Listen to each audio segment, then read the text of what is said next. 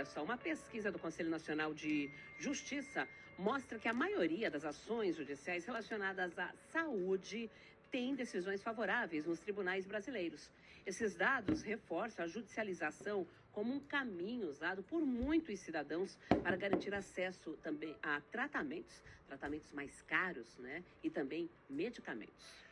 O levantamento também chama atenção para o impacto dessas decisões no sistema público e suplementar de saúde, além da necessidade de diálogo entre os poderes para buscar soluções equilibradas. E para falar sobre o tema, nós conversamos com a Renata Fará, advogada especialista em Direito à Saúde. Seja bem-vinda novamente ao Paraná Agora, primeira edição. Doutora Renata, é sempre bom tê-la por aqui. Muito bom dia, obrigada pelo convite.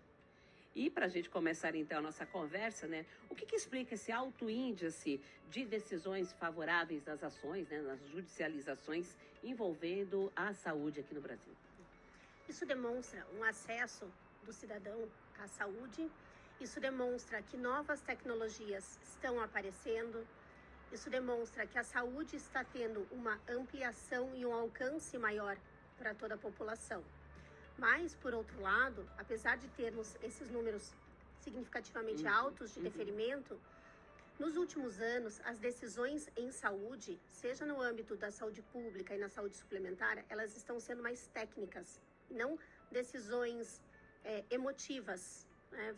O juiz autoriza porque o paciente tem um risco de agravamento, mas as decisões técnicas, elas são agora baseadas em estudos clínicos, elas são baseadas em um parecer dos médicos do tribunal ou de outros centros de estudos técnicos médicos, onde o médico vai dizer para o juiz, sim, isso tem base científica, isso tem eficácia e segurança comprovada, não é algo experimental. Ou, por outro lado, olha, esse medicamento que está sendo pleiteado tem um similar no SUS. Então, não tem porquê uma desorganização em todo o sistema, Sim. Sendo que existe algo. Então, a gente vê esse cenário, apesar de alto o número de deferimentos, decisões mais técnicas. Até porque o custo para o Estado é muito grande, né? Isso, exatamente. E esses números indicam falhas em políticas públicas ou é uma maior conscientização da população sobre os direitos que ela tem em relação à saúde? Eu acho que muito mais uma conscientização dos direitos. Eu sou suspeita porque eu sou uma entusiasta do SUS, mas nós temos um sistema público de saúde gigante e gratuito. Então, nós temos uma lista do SUS, podemos dizer assim, né, com mais de 1.000 medicamentos gratuitos para a população. Ali nós temos medicamentos desde atenção básica, medicamento de uso contínuo, medicamentos caros, né? O que o SUS dá não é barato. O SUS tenta abranger condições mais amplas de saúde, Sim. Condições que atingem toda a população. Então, nós temos sim um sistema de saúde que cubra. Perdão. É suficiente? Não é.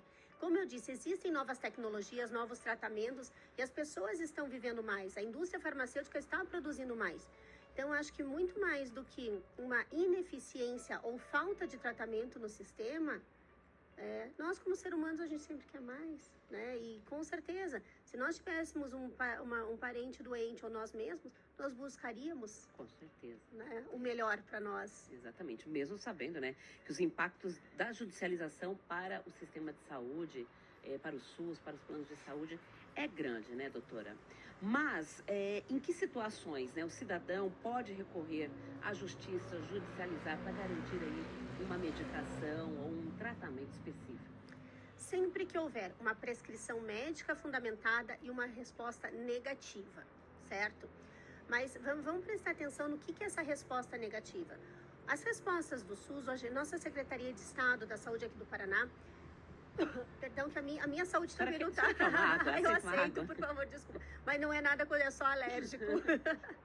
Desculpa. Voltando, as negativas para o cidadão da nossa Secretaria de Saúde, elas são fundamentadas e elas indicam, olha, para sua doença, eu não consigo fornecer isso, porque não está na minha lista da política pública de saúde, mas eu tenho XYZ. E muitas vezes o paciente não sabe que ele tem outra alternativa. Então, essa resposta fundamentada, acho que no primeiro momento, ela demonstra respeito ao cidadão, eu estou justificando o não e não simplesmente o não porque não, e dá outras opções. Às vezes o médico prescritor, até, enfim, é muita opção, desconhece que tem isso. Então o paciente pode ter essa opção, ou o médico pode dizer, não, aqui não dá, porque esse medicamento é cardiotóxico, esse paciente é cardiopata, por exemplo. Então, quando o paciente, o cidadão, tiver uma negativa que realmente impeça o tratamento dele, que não haja outra alternativa, aí sim seria o caso. Então, as pessoas podem procurar o Ministério Público, as defensorias públicas ou um advogado, certo? E com relação aos planos de saúde, a mesma coisa. As duas vias, seja a saúde pública suplementar, elas são regulamentadas. Então, existem normas, existem, vamos dizer assim, listas do que é o não fornecido e o motivo. E eu acho que o principal que a gente tem que ter esse diálogo é explicar o motivo do não, né? O cidadão merece isso.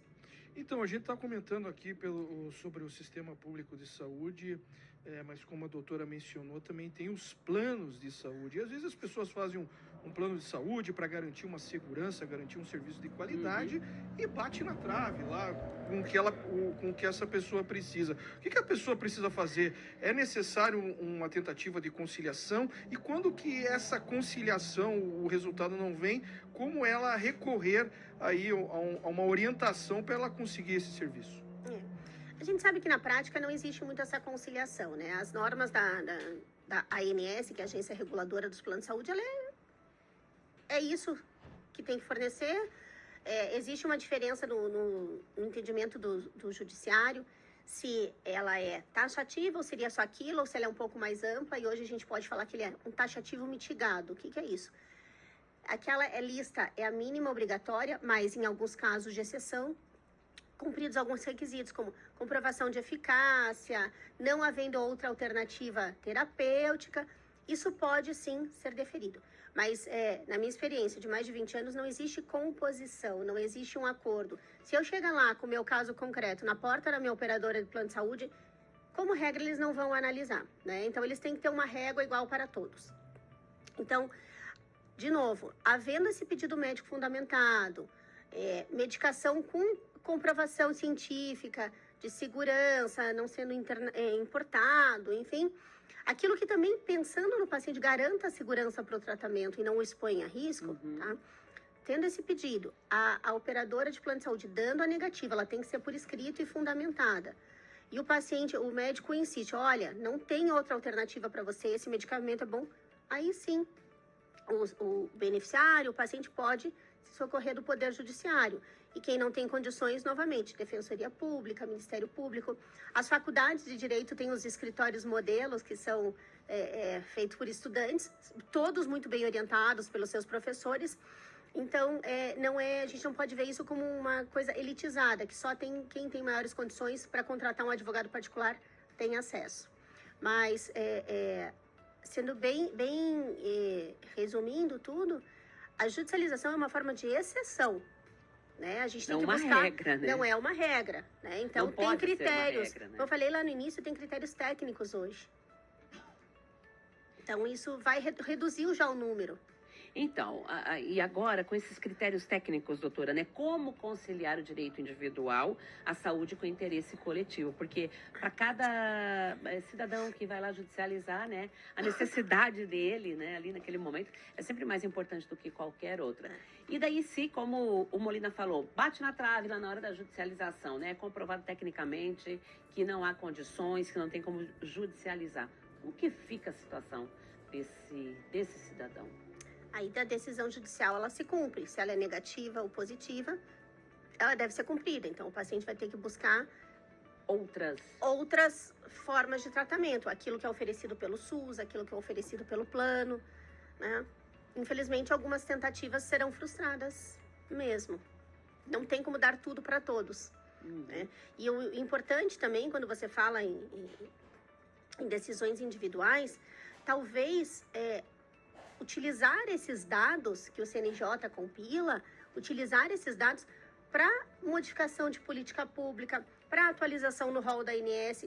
Então, todas essas listas hoje, vamos chamar de listas, né, de uma forma leiga, elas são atualizadas. Então, também pode ser do interesse do estado, do município, incorporar essas medicações que têm alta judicialização, desde que seja sustentável para o sistema e benéfico para o cidadão. Da mesma forma, a atualização do rol da ANS, que há alguns anos ela era só a cada 2 anos, então era muito pouco. Agora não, agora ela tem um fluxo muito mais rápido. Então, várias medicações, tratamentos, procedimentos estão sendo incorporados. Então, a gente tem essa agilidade maior. Então, o sistema está correndo atrás para não ser prejudicado. Olha, muito bom conversar com a senhora. Só relembrando aqui, quem precisa judicializar, né? Quer judicializar devido a algum procedimento, cirurgia, medicamento, tratamento, Ministério Público, A Defensoria Pública, as faculdades de Direito e o advogado da sua confiança, preferencialmente especializado, porque é uma matéria muito, muito delicada, muito sensível e muito técnica. Muito bom. Muito bom tê-la aqui conosco. Obrigada pela sua entrevista. Muito obrigada, uma excelente quinta-feira para todos. Para a senhora Obrigado. também. Nós